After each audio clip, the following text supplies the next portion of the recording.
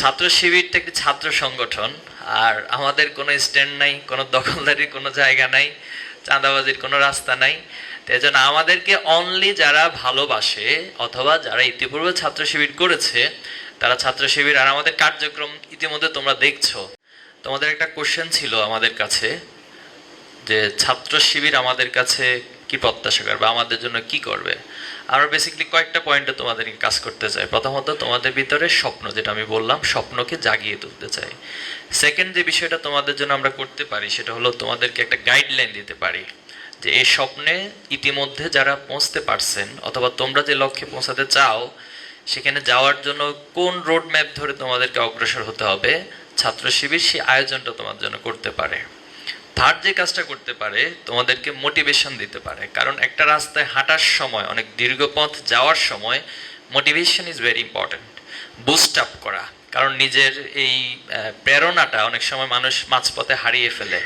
Suppose তুমি অনেক লম্বা কোনো একটা জার্নিতে যাচ্ছ, মাঝখানে হয়তো অসুস্থ হয়ে গেলে অথবা একটু ক্লান্ত হয়ে গেলে এরপরে তুমি সেখানে থেমে যাওয়ার একটা সম্ভাবনা তৈরি হয়। তো ছাত্র শিবির তোমাকে মোটিভেশন এবং বুস্ট আপ করে তোমার কাঙ্ক্ষিত লক্ষ্যে পৌঁছার জন্য তোমাকে অগ্রসর করবে।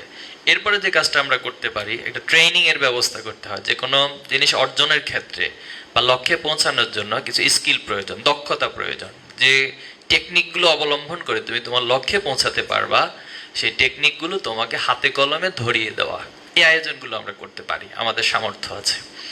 এরপর তোমাদের জন্য কিছু ক্যাম্পের, বুট ক্যাম্প আয়োজন হতে পারে, যেটা তোমাদেরকে অনেক বেশি শানিত করবে। তো এই ক্যাম্প বা এই ট্রেনিংগুলোর মধ্য দিয়ে তোমাদেরকে কিছু এক্সপার্ট বা যারা রিসোর্স পার্সন রয়েছে আমাদের, তাদের সাথে লিঙ্ক আপ করা। তো আজকে হয়তো তোমাদের খুবই সামান্য, খুবই লিমিটেড পরিসরে তোমরা কিছু ব্যক্তিদের সাথে মিট করছো, আর তোমাদেরকে আরও যারা ওয়ার্ল্ড ওয়াইড, যারা সায়েন্স এবং টেকনোলজিতে লিড দিচ্ছে, যারা ইতিমধ্যে তাদের প্রতিভার সাক্ষ্য রাখতে পারছে, সেটা ওয়ার্ল্ড পার্সপেক্টিভ এবং আমাদের এই বাংলাদেশের পার্সপেক্টিভে যারা বিভিন্ন জায়গায় আছেন, তাদের সাথে তোমাদের একটা ব্রিজ তৈরি করে দেওয়া, যাতে করে তোমরা এবং তাদের এই জেনারেশনের ব্রিজের মধ্য দিয়ে তোমাদের কাঙ্ক্ষিত লক্ষ্যে পৌঁছানো সহজ হয়। এই হলো তোমাদের জন্য আমাদের করার মতো বিষয় রয়েছে। আরেকটা বিষয় তোমাদের সবারই মোটামুটি কথা এসেছে যে ভাই আমাদের অনেক প্রজেক্ট আছে, আমরা অনেক চিন্তা আছে, অনেক ডিজাইন, মানে আমাদের প্রজেক্টগুলো আছে, কিন্তু আমরা ফান্ডিং এর কারণে অনেক কিছু বাস্তবায়ন করতে পারছি না। আমার মনে হয় ম্যাক্সিমাম এই প্রত্যাশাটা লেখার চেষ্টা করতে পারে, ফান্ডিং এর অনেক ঘাটতি আছে। তো ছাত্র শিবিরটা একটি ছাত্র সংগঠন, আর আমাদের কোনো স্ট্যান্ড নাই, কোনো দখলদারির কোনো জায়গা নাই, চাঁদাবাজির কোনো রাস্তা নাই। তো এই জন্য আমাদেরকে অনলি যারা ভালোবাসে অথবা যারা ইতিপূর্বে ছাত্র শিবির করেছে তারা ছাত্র শিবির, আর আমাদের কার্যক্রম ইতিমধ্যে তোমরা দেখছো যে একটা জায়গা থেকে আসলে আমরা কত কাজ করছি। তো একটা ছাত্র সংগঠনের জায়গা থেকে এই হিউজ কস্টিং ম্যানেজমেন্টটা আমাদের জন্য কিছুটা কঠিন, তবে অসাধ্য না, অসম্ভব না।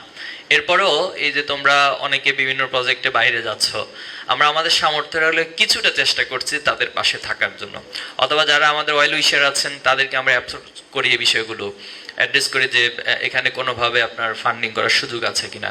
তো তাদের মাধ্যমে আমরা এই কাজটা, এই সহযোগিতাটা তোমাদেরকে করতে পারি। 100% বলবো না, বাট আমরা চেষ্টা করতে পারি, এই কাজটা আমরা করবো ইনশাল্লাহ। তো এখন আসো যে তোমাদেরকে যেটা বললাম যে আমাদের সব আয়োজনগুলোর মধ্য দিয়ে বাংলাদেশ থেকে ক্রিম পার্সন, নিঃসন্দেহে তোমরা যে সায়েন্স ফেস্টে অংশ নিয়েছিলা, অনেক প্রতিযোগী ছিল সেখানে, এবং সেখানকার যে প্রজেক্টগুলো ছিল আমি দেখার চেষ্টা করেছি, অসাধারণ অসাধারণ আইডিয়া আমাদের যারা এই বাংলাদেশের খুদে বিজ্ঞানী যারা রয়েছেন, অসাধারণ আইডিয়াগুলো ছিল। তো তার মধ্যে থেকে তোমরা কম্পিটিশন করে টপ লেভেলে ছিলা, টপ পজিশন তোমরা হোল্ড করছো। তাই জন্য তোমাদেরকে মোবারকবাদ, কংগ্রাচুলেশন, এবং তোমাদের সামনের জীবনের জন্য আমি তোমাদের জন্য দোয়া করছি, যাতে করে তোমরা যে লক্ষ্য এবং যে প্রত্যাশা, যে স্বপ্ন দেখছো সেখানে পৌঁছতে পারো।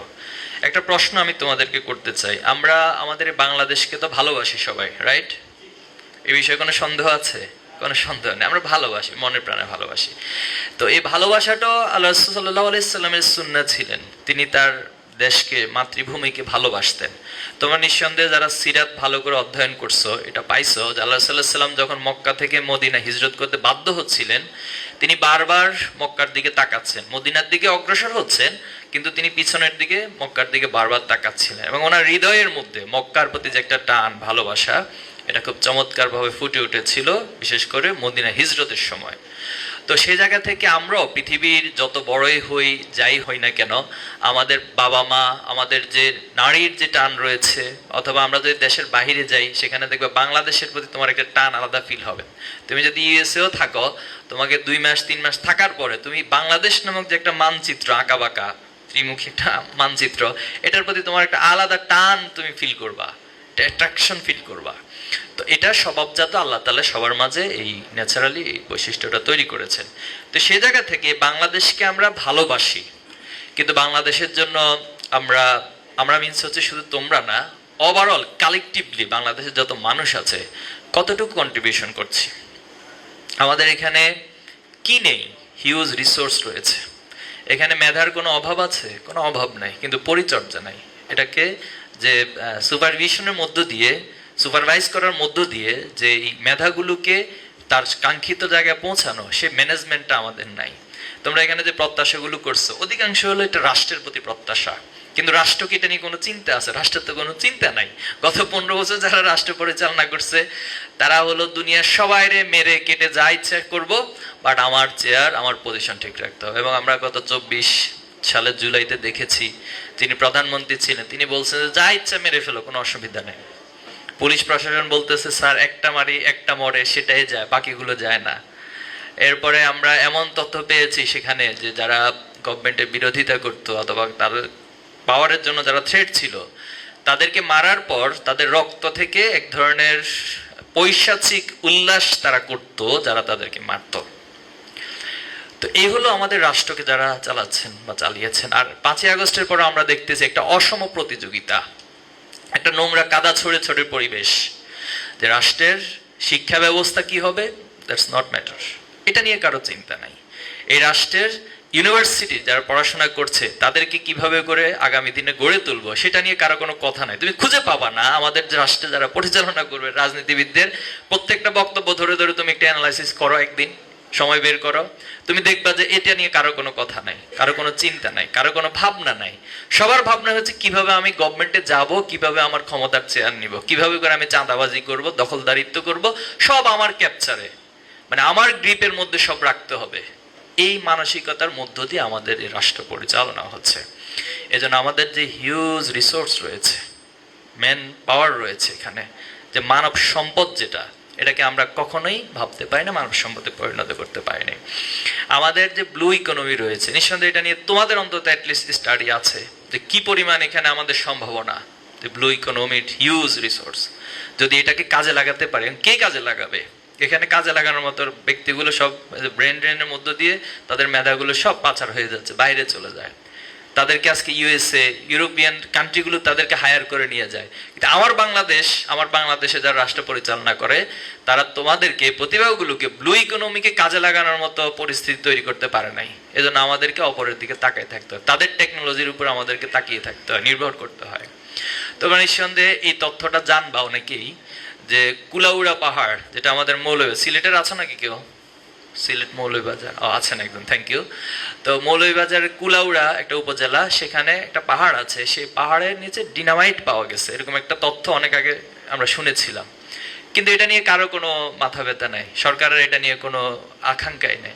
অথচ হিলারি ক্লিনটন বাংলাদেশে আসার পরে তিনি 2টা প্লেসের কথা বলছেন, একটা হলো কুলাউড়ার এই পাহাড়ের কথা বলেছেন, আর একটা আমার সেন্ট মার্টিনের কথা বলেছেন। এই 2টা প্লেস তাদের কাছে অনেক গুরুত্বপূর্ণ। বাংলাদেশ কি ফ্যাক্ট না, বাট সেন্ট মার্টিন এবং কুলাউড়া পাহাড় ইউএস এর কাছে অনেক গুরুত্বপূর্ণ। অথচ আমার দেশের রাজনীতিবিদ যারা সরকার পরিচালনা করে তারা জানেই না যে আসলে এখানে কি আছে অথবা কি নাই। তো কথাগুলো বলছি এজন্য, কারা ভাববে তাহলে? এখন একটা জিনিস ভালো কাজ কিন্তু কেউ করে না, তাই বলে কি আমরা কেউ করব না? এই বাংলাদেশকে আমরা ভালোবাসি, খুব প্রাউড ফিল করে বলি, কিন্তু ভালোবাসার নজরানা তো এগুলো না, ভালোবাসার সাইন তো এটা না।